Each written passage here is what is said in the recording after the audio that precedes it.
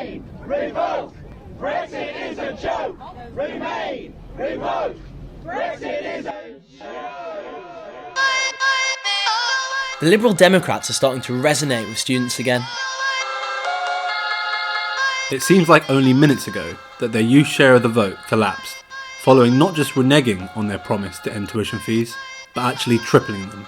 Nevertheless, students are returning in their droves, frustrated with the Labour Party's unwillingness to explicitly say that they want to remain in the European Union. Things aren't all rosy though. Many on the left see the Liberal Democrats as soft conservatives, complicit in austerity and fiercely critical of socialism. Others identify a policy package too focused on Brexit that won't fix a generation worth of poor economic management. Jo Swinson's inability to cut through with voters hasn't helped either. The British election study found that December's election will be the most unpredictable one yet. Voters are genuinely torn, with marginal seats up and down the country being hotly contested. Warwick and Leamington is no different. An affluent area that is also plagued by inequality and destitution, many Warwick students live in the Midlands town of Leamington Spa. The supposed youthquake in 2017 helped Labour's Matt Weston seize the seat from the long-holding Conservatives. But things could be about to change again. Lewis Adam thinks that he could be part of the solution to these problems. So Spicy Takes decided to put him under the microscope and work out whether opting for the Lib Dems would prove to be a wasted vote or not. So, welcome back to the next instalment of Spicy Takes. We are with Lewis Adam, who is the candidate to be the Liberal Democrat Member of Parliament for Leamington and Warwickshire. Or is it Warwickshire and Leamington? I don't know. Warwick and Leamington. All right, we'll say we're in the Leamington offices at the moment. That's so I guess we have a bit of a loyalty, I guess, to the spa that we live in. But it's a pleasure to meet you. Thank you ever so much for having me. It's great. No, not at all. And you're going to be socking it out with 6, I believe it is, other candidates to be the MP for this constituency. But I think you just wanted to kick us off with. Yeah, I think I just wanted to start with your personal story, just to get to know you a little bit more. When did your inclination to have a political career begin, and what were the driving factors behind that? What really drove that decision? Well, I suppose it didn't start with an aspiration for a political career. It's just where I ended up. But no, it was after the 2015 general election that I joined the Liberal Democrats. It was not a good election for us as a party, and it came after a lot of criticism that we had through the coalition. Now, I think actually the coalition government was a very good government. It offered balance that the country needed at that time. We had a global recession on. And we got through that as a result of that government, and we were able to deliver a lot as the junior partner. The unfortunate side of that was not being able to get a good rate of return on the electorate at the end in 2000. Just a bit, yeah. So either way, I saw these results coming in, and I'd always had a focus on politics. I'd always voted Liberal, and I thought this is the party that I relate to the most, and what am I doing? I'm shouting at the TV because I'm not happy about it. So why don't I actually get off my chair and do something? Don't we all? Yeah. I'm doing that a lot recently, but I definitely don't want to stand in your pub. But so you're the Lib Dem candidate, but one of the problems and criticisms I would level at Lib Dems sometimes is that they don't necessarily have this grand overarching world view on things in the same way in which, let's say, the Labour Party would. And they don't necessarily always have a coherent analysis of what's wrong with democracy and our crisis in capitalism. So what I would want to ask you is, how can you campaign to be a passionate Lib Dem MP? Well, I think it's tricky because we are seen as the middle ground, and people don't know how to relate to the middle ground. It can be a bit in between two extremes, and people don't know what that means. Actually, liberalism is a very clear political philosophy, and we've got a lot of passionate things that we do stand up for.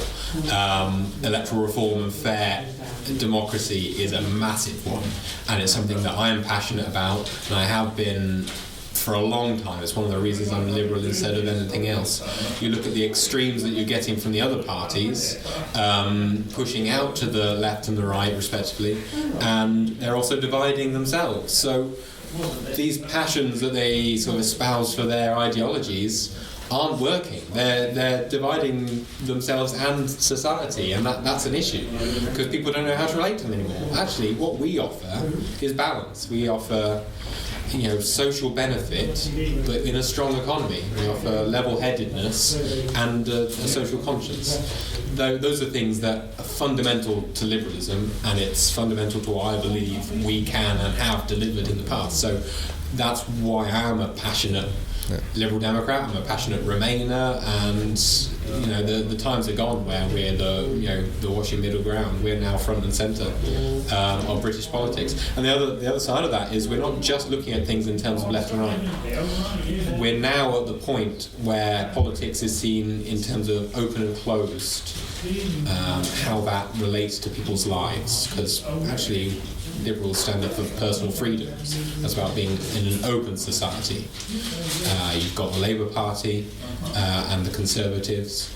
They've both got policies that look to restrict personal freedoms in one way or another, be it immigration or the way in which housing's dealt with for people, and those aren't open things, those are closed things, and that's a whole different spectrum that people don't think about. No, absolutely. There's something to talk about in terms of, we talk about the kind of that when people have the political compasses. We were at flat dinner yesterday, and everyone was just doing their political compasses, and I was really annoyed because it was two-dimensional. Nobody was looking at the kind of global versus the national, and I think that's something that you're trying to tap into there. This idea that there's this cosmopolitan worldview that Lib Dems are trying to espouse. But I would put back to you as a response that yes, the Lib Dems in some way are standing for some particular forms of values, but at the moment we've seen a massive decline in the trust in the media. We've had stagnating wages for the past 10 years, and we've had a real collapse in faith in our mainstream democratic institutions.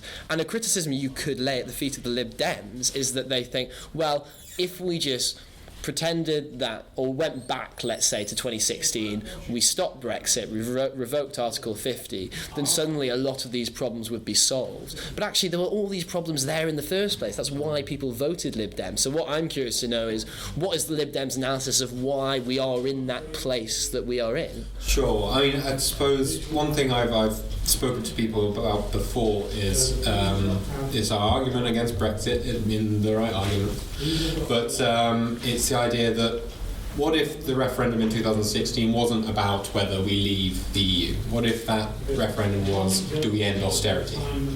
And actually it makes people stop and think, and they think, why are we living, what are the circumstances that have caused these things that you're talking about, the mistrust in some institutions, the poor finances in investing in local councils, in investing in local services.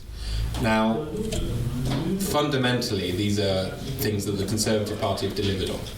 They've been the ones that have delivered austerity.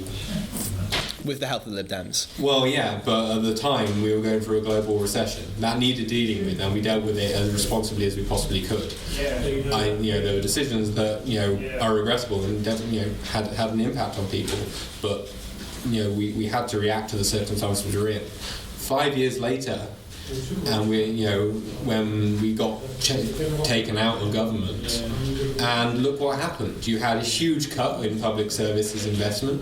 You had an appalling approach to immigration, which has since hurt our NHS, our agriculture, every aspect of society that relies on people from outside this country effectively.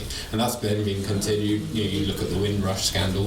These are evidence, all strong evidence of an appalling Conservative government that we put the brakes on. We did great work at moderating what they did and delivering some really good things as well throughout a time of recession. Mm-hmm. That's the evidence right there, plain in black and white. So, I know no one's clean after that kind of muddy time in global economics, but we did our best for the country, and frankly we've now moved on. We've got Brexit is the biggest thing for our country. The climate emergency is the biggest thing for everyone, of every political persuasion, of every country around the world. These are things that we've got to address, and frankly we kind of need to make sure that resolving these is forefront, and that's what we're trying to do as a party. It's what I'm trying to do as a candidate, and that's in the national interest and the interest of the residents who live in Warwick Leamington. I suppose the history of the Tory cuts is well documented, but there seems to be a recent shift in the Overton window where all three of the main parties, you could say, are now committing to investment in our public services. So what differentiates the Liberal Democrats from the commitments of maybe the Tories and Labour? I think it's a good question, because it's election time and everyone just starts pledging money for everything. Ultimately, we've got a good history of how we see investment deliver for people. So it's not just about investing in infrastructure, it's making sure we've got good finances to then run the services that they're built for. I was at Warwick Hospital this week and talking to them there, and they were saying we don't want a new ward because we won't be able to service it, we won't be able to fill it with nurses to actually run that. They might need capacity for more, but if they have it, they can't use it. So there's two sides of it, and what the Liberal Democrats are looking to do is use low inflation, low interest rates to borrow for capital investment, but also restore our economy to be in a position where we can have sustainable investment. And the key way we want to do that is to stop Brexit, and then we get a Remain bonus of 50 billion.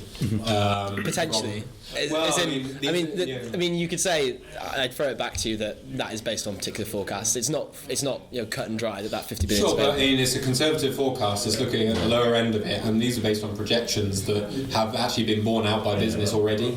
You look at there's a prediction of 15% decrease in national economy because of Brexit. And actually, I was at a business this afternoon who said that's exactly where they are. They're on that trajectory. So these are borne out of evidence, and actually you look at, say, stopping Brexit dead, giving the certainty to the economy that it needs to allow for investment from inside, outside the UK, and you immediately get a positive increase in the economy, and that allows you to invest in the things that really matter to people. Given the plethora of spending commitments that the Lib Dems have now made, how can that be reconciled with Senator Davies' recent suggestion that you would run a permanent 1% surplus over current spending? Would that necessitate a rise in taxes, and where would those taxes be levied? Sure, I mean, we are proposing an increase in tax, but we're looking at doing that in a proportional way that suits the services that they're funding. So, for instance, penny on the pound for income tax so that we can invest in the NHS, particularly in mental health. And that would then go across all aspects of society. And elsewhere, we're looking at, say, a skills wallet so that we can fund adult education, throughout their lives. That would come from changing corporation tax back to 20% from 17% that it was before the Conservatives changed it. So these are aspects that we've got fully costed plans for, and this is so each aspect is, even if there is an increase, it's fair. That's what we're trying to do, making it fair and proportional. And ultimately, fully costing it is kind of what we do. It's what we've got a good track record of doing. Definitely not what Labour have got a good track record of doing. And delivering on that's kind of important because these are services that matter to people on a day-to-day basis. This isn't just grandstanding politically. We're talking about how people look after their mental health. These are things you can't mess around with. I've got experience of that myself, and the NHS means well, but it can't deliver because it's under-resourced. What are we going to do about it? This is what we're going to do about it. Invest. I think quite a pertinent issue at this election, and specifically in the student community that we live in, is and we can put it simply, if I'm someone who wants to see the Tories out of power, and I'm in this constituency, if I vote Lib Dems, I may be complicit in them, given the Remain vote is split, I may be complicit in the Tory seat being won here. What would your reaction be to that? The analysis that we're going to split the Remain vote completely ignores the fact that it's already split. We've got, this area in particular, it's got a good background in business, it's got a good cosmopolitan demographic. You look at how we've polled before, it's been a two-way marginal for a reason. There's a huge number of Remain supporting Conservative voters. They're not going to turn around and vote for Labour, especially when their candidate is a Corbyn whip, and these are Conservative voters traditionally who they consider us quite, some of them happily, some of them not, but they consider us. Going over to that side of the political spectrum is just not on the cards for them. If you don't recognise the fact that it's already split, then you're blocking out a huge portion of the electorate, which, frankly, is I don't think that's the right way to analyse it. That's why we're here. That's why we're fighting, because we've done this analysis. We've looked at what happens if we don't run, and frankly, it doesn't look good for Labour. They've already lost the seat because Jeremy Corbyn's lost it for them. This is coming off the back of our great successes in local elections. We've done fantastic at getting more district councillors in May, and we won outright in the European parliamentary elections. So then it'll be between you and the Brexit Party then, because the Brexit Party got 25% of the vote. So it would be, I get that as an argument in the sense that on current form you're doing fantastically well, but there is this tendency, and you can see it already in the polling, and the fact that it was so split. There was a moment where I think it was about 20% each, all the main parties were on. They were neck and neck, and you can see suddenly people are realising actually it's realistically either Boris Johnson or Jeremy Corbyn as Prime Minister, and therefore people I think are starting to trickle back towards their respective parties. I think that's one way of looking at it, but frankly Corbyn's not a realistic prospect in a lot of people's eyes of actually getting in, and I think even if you are a Labour supporter, you've got to come to terms with that fact. Whereas we in Jo Swinson not have a realistic candidate who we put forward as a viable Prime Minister. Who frankly, you look at the other two, we don't consider them suitable to be Prime Minister based on their behaviours and the way that they've been dealing with things within their own parties, let alone country. Yeah. So I was going to say, on that note, who would you rather be Prime Minister? Boris Johnson or Jeremy Corbyn? Jo Swinson. That's not enough. That is not enough. But or who would you least like to be Prime Minister out of Boris Johnson and Jeremy Corbyn? The fact is, you've got to face reality in the sense that Jo Swinson is not going to be Prime Minister. Even Sir Ed Davey. I don't believe that. You boundless optimism. What happened in Canada? Trudeau went from third to first. He's gone from strength to strength to get there, and we're using similar tactics. Let's be honest. But Trudeau was polling a lot higher than 16%. He was a major candidate, and he had a very famous father too. So that must have helped him. I don't know. But let's not knock Mr. Swinson. I don't know what his past is. But it's a serious point. Like, you can see why people are not taking you seriously when you're saying, Jo Swinson saying, I'm the next person to be Prime Minister. If you look at the reality of Parliament at the moment, if you look at the way that polling is, and you've got to say that realistically you're either going to have, most likely, either Boris Johnson as Prime Minister or Jeremy Corbyn as Prime Minister in some capacity, whether it's through a coalition or a minority government. If you're not willing to, if you're not willing to say, if you're not willing to kind of, acknowledge one of them two is more likely, who would you be willing to, prop up, either represent Parliament and sit in the government benches propping up a Johnson or Corbyn government? I mean, ultimately, I don't think anyone in our party thinks that either of them are suitable candidates.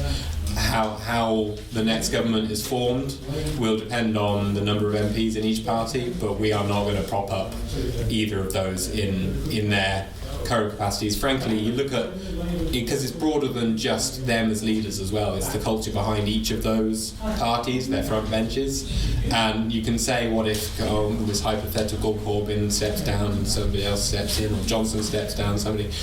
It's the parties that they're running aren't suitable candidates to be coalition partners, and that's where we're standing. You can also run a parliament as a hung parliament, and that's what is it's arduous, and you have to go vote to vote, but we're not going to compromise on this. We're not going to support either of them because they're not viable candidates. Even in the scenario where I saw Newsnight last night, Nicholas Watt, the political editor of Newsnight, was on, and he noticed a softening in the Liberal Democrats' position. We've already seen in the recent days that even though they've been very ardently in favour of revoking Article 50 as their flagship policy, they've suddenly started to seem a bit more kind of comfortable with the idea of potentially backing a Boris Johnson formed deal at the first reading in Parliament if a second referendum was tagged on to that.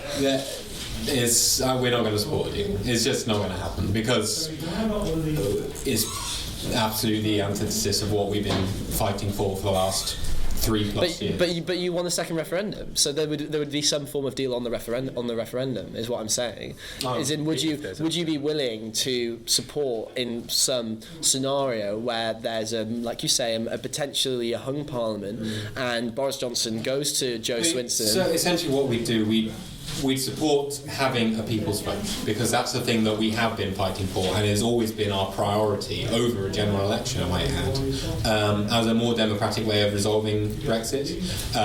Our policy to revoke Article 50 to stop Brexit is based on the idea that we form a majority government. Our priority has always been a people's vote, and we absolutely campaign to remain in that. So it's not similar to how Labour has all tried to renegotiate something they then vote against. We look for a people's vote if a deal was pushed through by another party. But so that would be something that could be a room for compromise or for discussion between any potential hung parliament. I mean that would just be the situation that would be in. It would be parliamentary arithmetic. That's the sort of simple. I'm sure. If the hypothetical situation arose that you were able to get a majority, stop Brexit, your first 2 words of your slogan would be a reality. What would you say to those who consider that decision an affront to democracy, given the mandate that was given in 2016, the 17 million or so who came out to vote? Would a victory in the general election be able to reverse that decision, do you think? So there's the democratic process that comes with any decision. Ultimately, there was the vote in 2016. There was a majority behind it, but what happened as a result of that was Parliament voted for an agreement which gave the government, and very specifically the government, the responsibility to respect the referendum result. That doesn't mean that the rest of Parliament has that responsibility. Parliament's job is to scrutinise the government, not just allow it to push through whatever it wants on an advisory referendum basis. It went through law that the government had to respect the referendum, and they failed under scrutiny. In the national interest, they've not been able to get a deal through that was acceptable to this Parliament.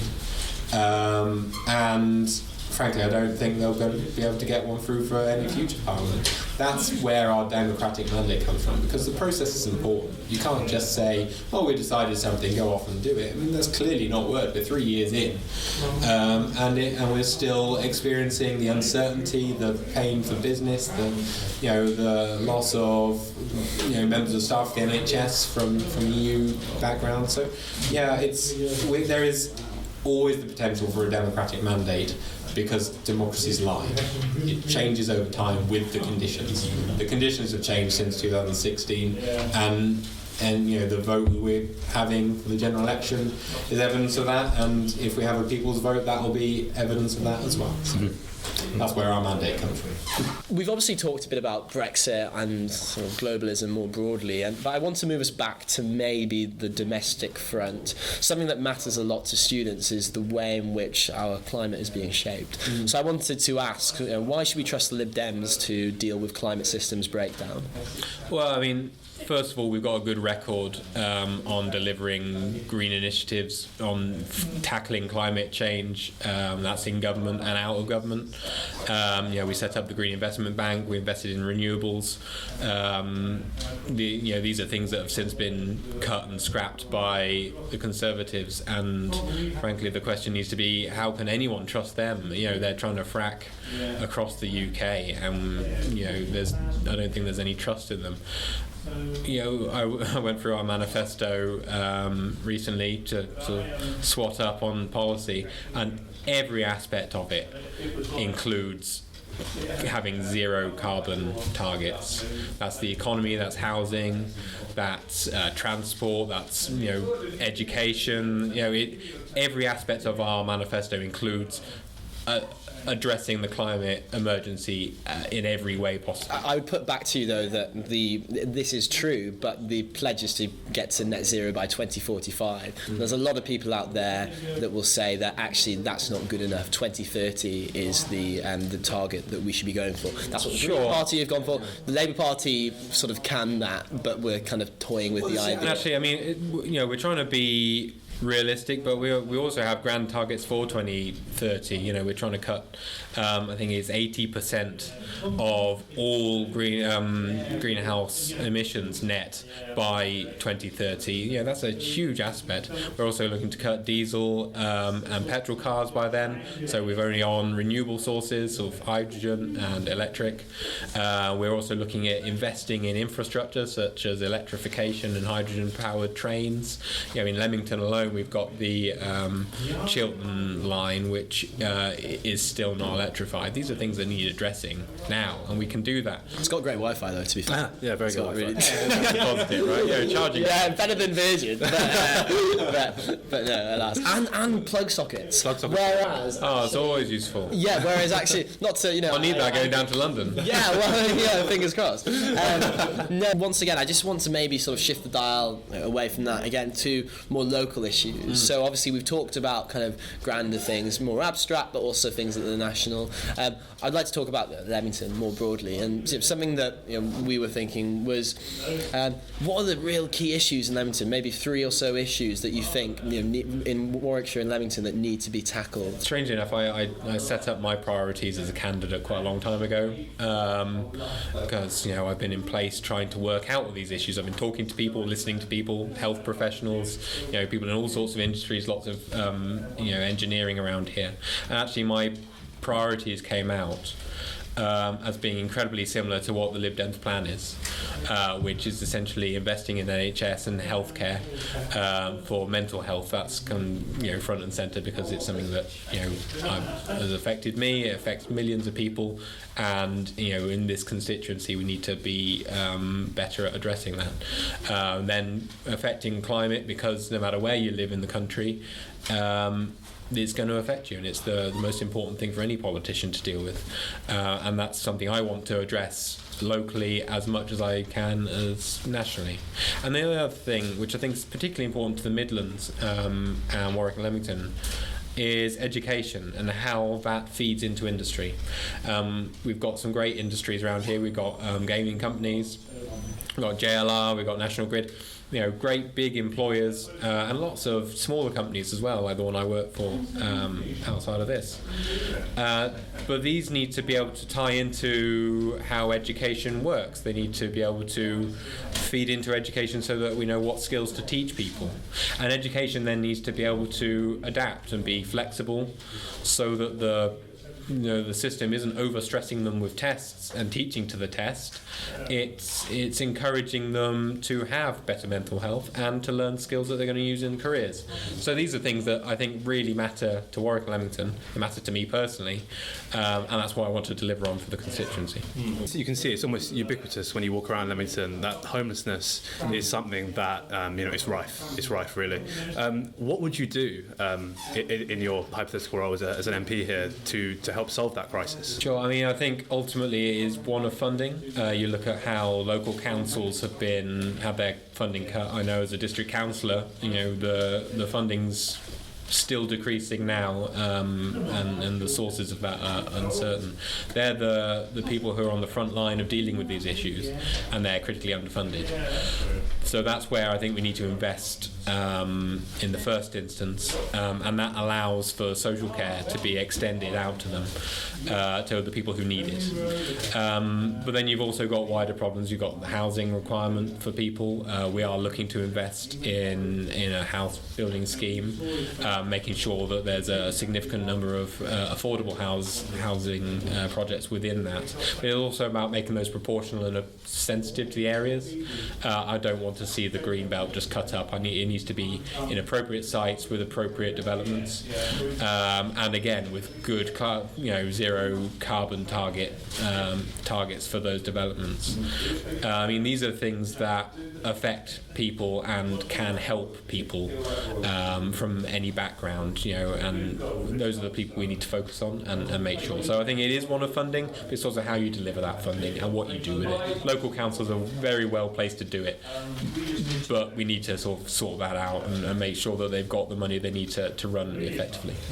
I hear that mental health is something close to your heart, and it's clear that you've prioritised mental health spending. We recently made a documentary regarding the issue. Did you see it? I did. It was very good. Well done. We've reached the highest place. Given that, it would be interesting to hear your take on what the real causes of the epidemic we see today are. It's a very difficult question to answer, but yeah, and ultimately there's no one cause. It's going to be a lot of things.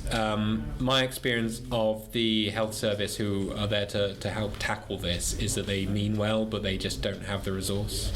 I think it's really good that people feel more comfortable in addressing and talking about mental health. I think we need to make that go further so that people feel that there is somewhere they can go if there is an issue. But the other side of that is we need to make the places that they go to deal with this accessible. The wait times are months. Not weeks, not days, months, and people then have to be sent, miles away from where they live to receive treatment. That's just not good enough. And again, it's not the health professionals; it's the lack of funding for resources. So that's what we need. Essentially, is we need to be able to generate those facilities for people to actually access. We need to have the services there for people to access, and we need that to have parity with physical health, because ultimately that's what we need. We've got a national health service which is built for sort of people hurting themselves physically. People's mental health is just as important, and if we don't take care of that, then we're going to see this continue. So, would you see then the Lib Dems as maybe complicit in the recent mental health crisis? Because ultimately you're talking about it being a problem of funding, but we've seen the past 5 years, from 2010 to 2015, of austerity government playing a part in this. Do you sometimes look back and feel I don't want to say that we use the word ashamed, but disappointed in the way in which the Lib Dems operated? To be honest, I think it goes further. I mean, everyone's got a responsibility to deal with this. I think actually the Lib Dems have a good track record on it. Norman Lamb's been a champion of this for years. We did try very hard in government to put investment into these things. Ultimately, you look at how the NHS has been funded, and you go back to the Labour government with PFI. These are long-term problems which haven't been resolved by any government within the last 20 years. And frankly, the Conservative government of the last 4 or 5 years hasn't made it any better. So that's why I think that's why we've got to where we are. But frankly, we're also at the point where We just need to move on and put the investment in that's needed. We're offering to do that so that we can sort out these problems for society because it needs it. That's more important than anything. Okay, well, thank you so much. We just want to end with a few kind of quick-fire questions to see how much we have in common with regards to our Leamington leisure. Let's just say. I mean, where do you live? What part of? That was a bit of a weird question. No, but is that, do you live in Leamington? I live just outside of. All right, okay. Well, I was going to say just a few questions. Favourite restaurant in Leamington? Piccolino's, that's supposed to be town, isn't it? The Italian place. Yeah. There a couple of times. And place to have a drink? If you do that. I'm not sure if can I give all this endorsement to these great local businesses? Oh, yeah. What are we here for otherwise? Well, no, I used to work when I was a student. I worked at the Cricketers. Were you a student at Warwick? No, I was at Coventry, but I lived in Leamington. And then into my career as well. So yeah, I've been in Leamington for a long time. I used to work at the Cricketers, and it was always a good place to work. But there's lots of pubs. Drawing board's nice. Okay. Oh yeah, it is. It is very nice. Dogs or cats? Dogs. I got a golden retriever. Corbyn or Johnson? Well, you might have to work that one out in the coming couple of months. But I mean, have you got anything to add? No, I think that was everything. I think it was wonderful having a chat. No, I mean, Lewis, it was absolutely fantastic. Well, thank you ever so much for coming in and seeing us, and it's been really good to share this with you. And again, you're from a student background. It's good to kind of find out what matters to you guys. So thank you. No, thank you so much. It's been an absolute pleasure. Best of luck with your campaigning. Best of luck. Anything? Thank you. Thank you very much.